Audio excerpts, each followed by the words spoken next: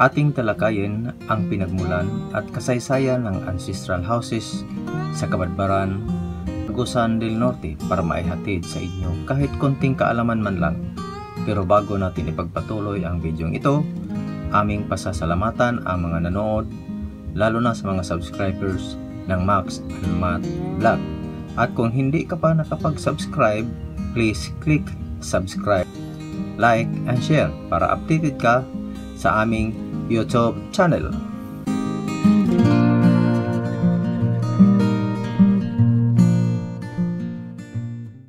Ang bayan ng Kabadbaran sa rehiyon ng Caraga ay isang matandang pamayanan na ang pag-iral nito ay matuntun noong 12,000 AD.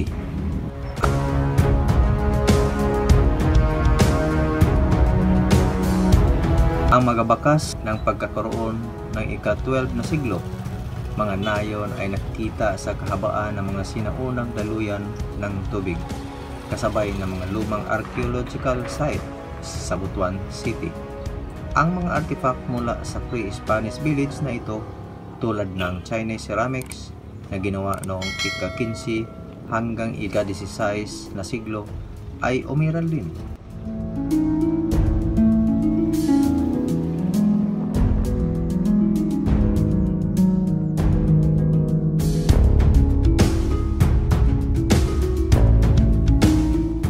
Ang bayan ng Kabadbaran sa rehiyon ng Caraga ay isang matandang pamayanan na ang pag-iral nito ay matuntun noong 12,000 AD.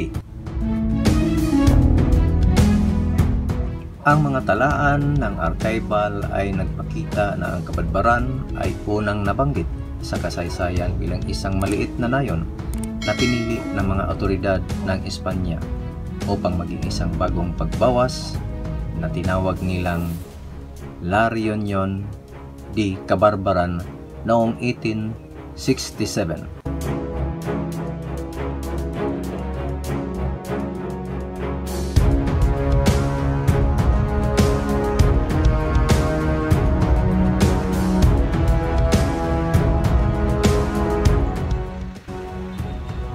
Sa mahaba at makabuluhang kasaysayan nito, ang Kabadbaran City sa Agusan del Norte ay hindi nagkukulang sa mga kayamanan ng kultura.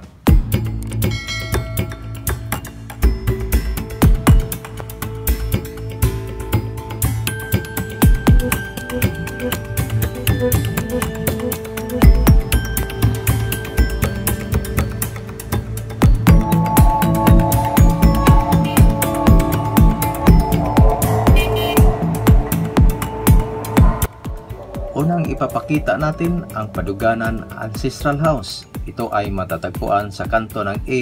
Mortola at Dagani Streets.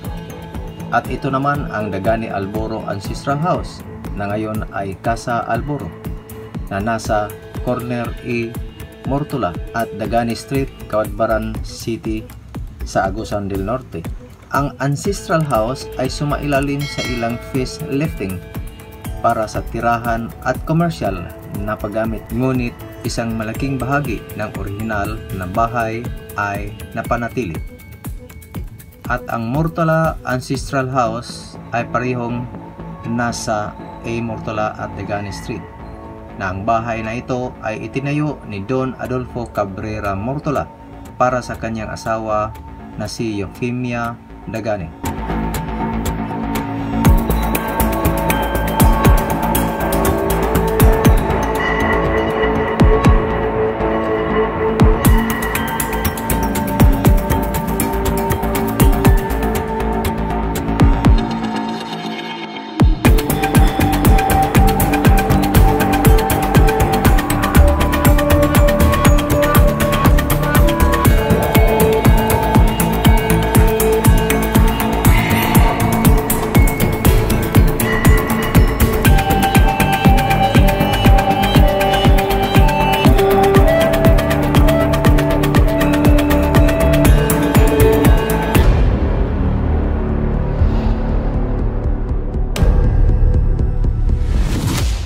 At ito naman ang Atiga Ancestral House.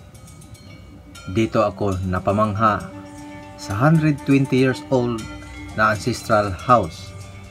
Ngunit ang pinakamapansin-pansin ay ang bahay na itinayo noong 1904 na pinuno ng isang revolusyonaryo. Ito ay napakalaki, ngunit hindi mapagpanggap na puting istruktura mula sa labas, ngunit ang loob nito ay kahanga-hanga na ang paglalarawan nito ay mas mahusay na ipinaubaya sa pandama ng manunood kaysa retorika ng isang may akda. Itinayo noong 1904.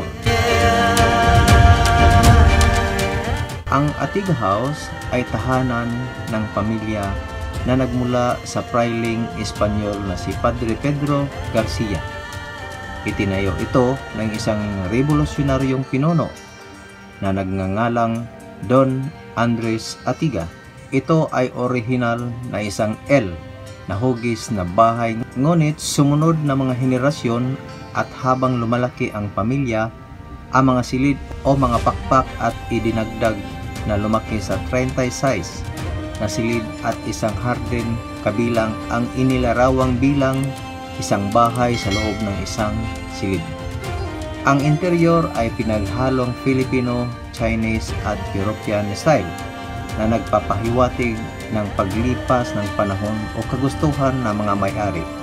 Ngunit, lahat ng ito ay nagbubuod sa classified prosperity.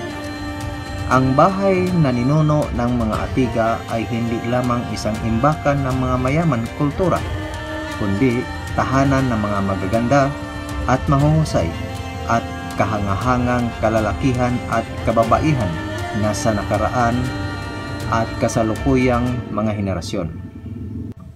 Anong aral na nakukuha mo sa videong ito? Na kung ating alamin, ang bahay na ito kung bibilangin ay nasa 120 taon na at makikita natin na nakatayo pa rin at mas labis na gumaganda.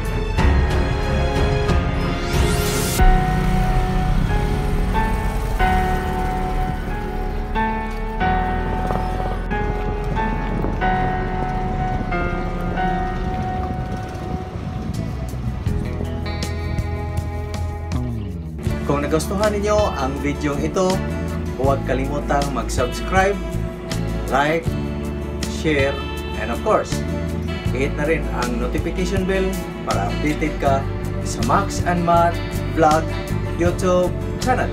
Thank you and God bless!